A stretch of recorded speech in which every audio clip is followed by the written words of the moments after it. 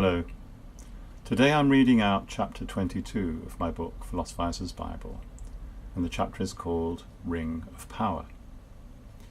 I'm going to explain that a little bit in a minute, but first I just wanted to read through the remaining chapter titles just to give you a sense of where this is going. If I can find it. Contents continued. So today we've got Ring of Power. Next time, that's chapter 23, Against God and Gods, which is, I suppose, my case against God and what I would have in the place of God, if anything. Then a very short chapter title, Balls, and that's about basically being a man, what that means. I mean, an awful lot has been written by women about what it is to be a woman and feminism, etc. I thought it was time to, write about what it is to be a man in connection to what I am doing, this project, this quest. On writing, because that's something that interests me intrinsically. Why do I write? What motivates me? How do you find the motivation to write? Stretch that skull skin. This is a quote from Jack Kerouac from a book that is not so well known, Visions of Cody, which is a very fat book. I think it came after On the Road, and it's got a huge section which is like a tape recording of his conversations with his friend Neil Cassidy. But there's one point where he remarks about death. Skin covers the skull a while, stretch that skull skin and smile, which moved me. Then punch bag. I mean, you could kind of see yourselves as a punch bag, but not really. I need something to be against. Obviously, I need an audience to some extent, but I also need something to be against. I mean, what if philosophy didn't exist? I'd have to invent it. Philosophers. I'm against something, that doesn't exist. So that's what that's about. Rubber bands. And that's about when you start getting tired. You're on a journey and you're getting really tired and your muscles stretch like rubber bands. How do you motivate yourself to keep going? Vengeful ghosts. I talked a little bit, I did talk about this in a previous chapter, The Reckoning. The death of my two teachers, Jerry Cohen and Ian McFetridge, and certain other persons as well whose death was significant. Vengeful ghosts because there's kind of unfinished business, because there's unhappiness there. In Free to Philosophize, I talk about a friendly ghost. I'm just trying to remember now which chapter this was.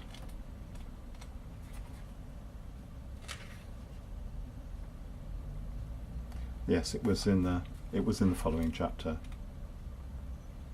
Starship made of words, which is what this is.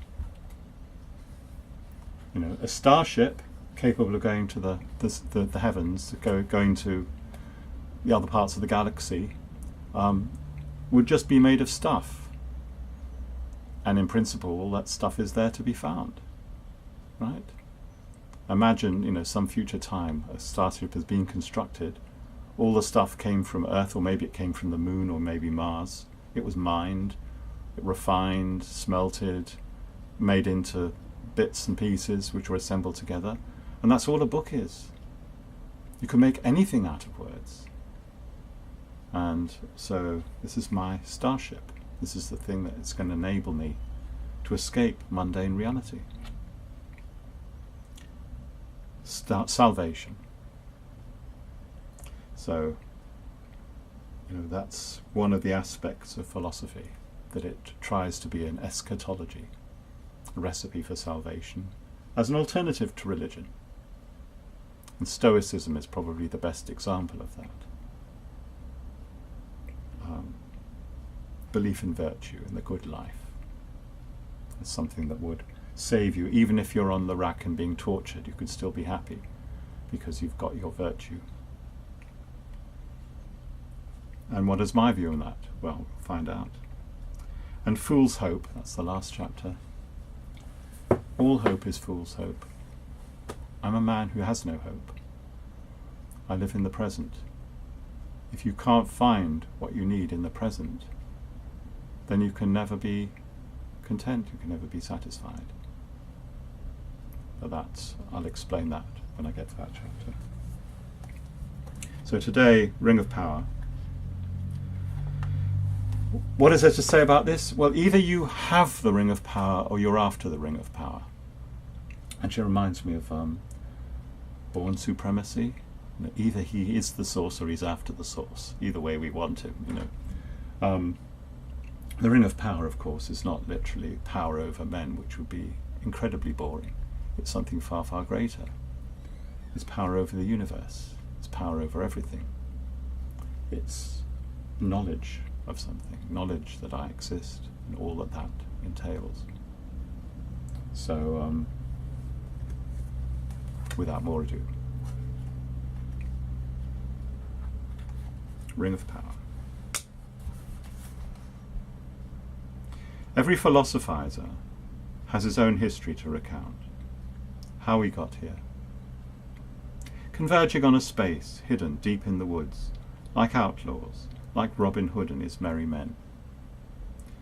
The woods metaphor, I suppose you could say, comes from Heidegger, but I'm not really thinking of Heidegger. Maybe women too. Maid Marian, by all accounts, a talented and deadly bowwoman, although somehow I find it easier to imagine a woman philosopher than to imagine a woman philosophizer. It seems a very male obsession. I don't mean to cast aspersions, rather. Asceticism, that can be a female thing. A hermit, an anchorite, that's the proper word. Or a mystic. The stance of the philosophizer is more aggressive. We philosophizers don't receive our illumination. We search for it, fight for it, steal it when necessary. Like Prometheus, stealing fire from the gods? It's an image that moves me. According to the legend, that episode didn't end well. Did Prometheus know what was to be his fate? Would he have still done what he did if he knew? I remember. Sitting in the park at Gray's Inn, Holborn, London, 4.5 decades ago. With my packed lunch and some book or other. I'm gazing at the old buildings in the sunlight, squares and rectangles, perfect geometrical forms. Windows, glass, bricks, grass and trees. I recall one very old tree, according to the bronze plaque, hundreds of years old, still clinging to the last vestiges of life, shriveled black bark and a sprinkling of tiny green leaves. Back then, the history of Western philosophy was a newly opened book full of wonders. The wonder of logic, epistemology, order and beauty. I desired to appropriate and gorge myself on the contents of that book more than anything I've ever desired. It was an all-consuming passion. I was certain that I was on a quest that would never end. There would always be more and more to satisfy my intellectual hunger.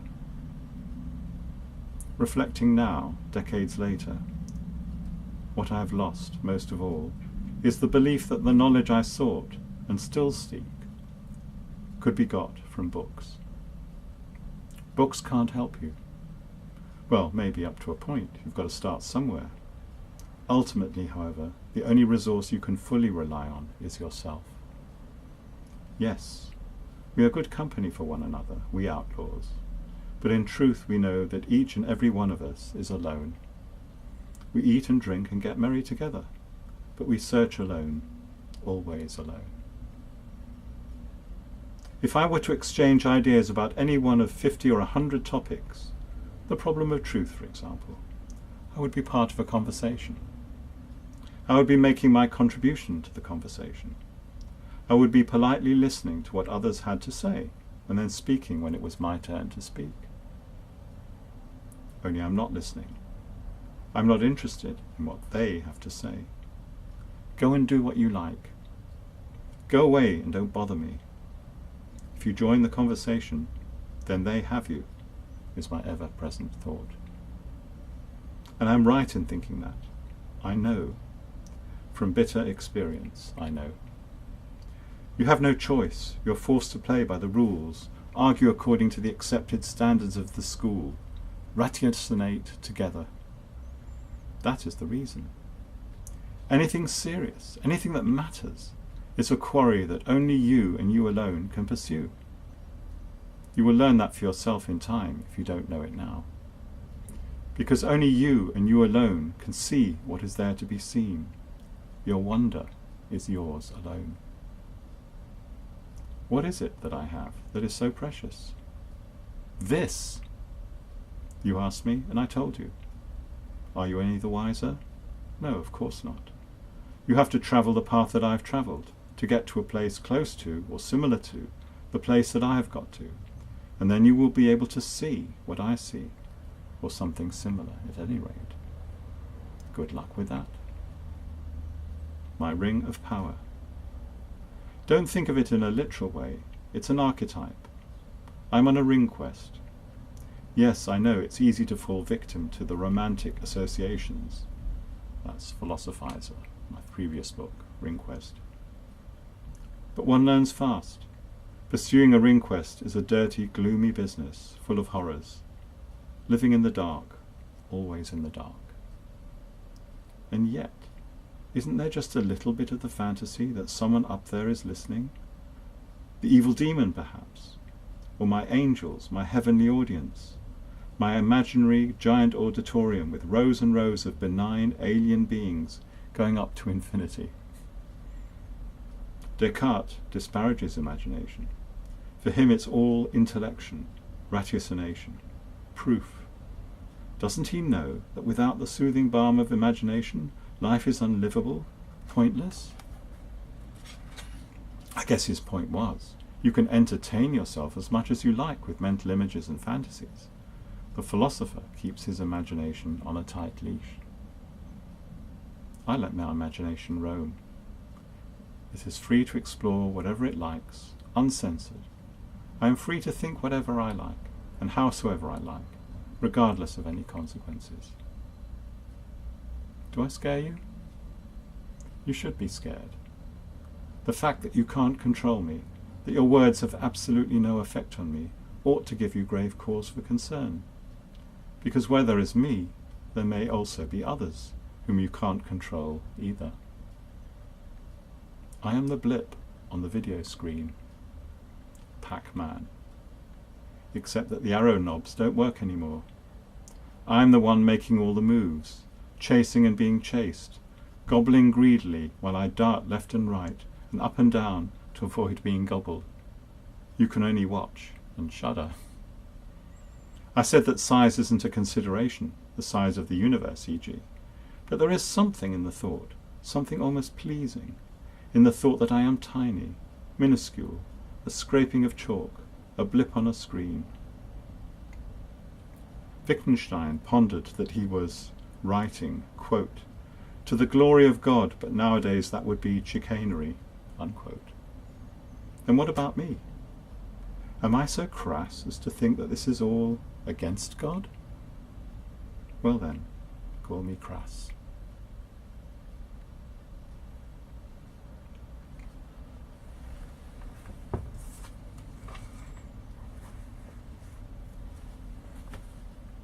This is all against God, yes, but I don't mean just, the God that people worship. I mean the things that people make into gods. I mean belief and people's reliance on belief in so many different aspects. The God of physics, Stephen Hawking, he has a God, and he calls it, well, whatever he calls it, imperfection, whatever, some formula that explains the universe, ha. We're all desperate, for something to explain things to us, or something to put our faith in. And the most important thing is right here. It is with us, with you, with me. You have to really understand and appreciate the fact that you exist. That's the starting point. And well, everything follows from that. So my ring quest is something that can never be completed. Of course it can never be completed. That's the point. But it continues as long as I'm motivated. What I have, the thing that I have now, is my question mark. My ability to put a question mark against reality. I know that I exist. That I question the world. I don't accept any story that's told about it. And even if there's no chance, no hope of finding out the answer, whatever that would mean, I'm going to continue deploying that question mark. I'm going to continue saying, no, I don't accept, I don't believe. I'm going to go my own way. Thank you very much. Till next time.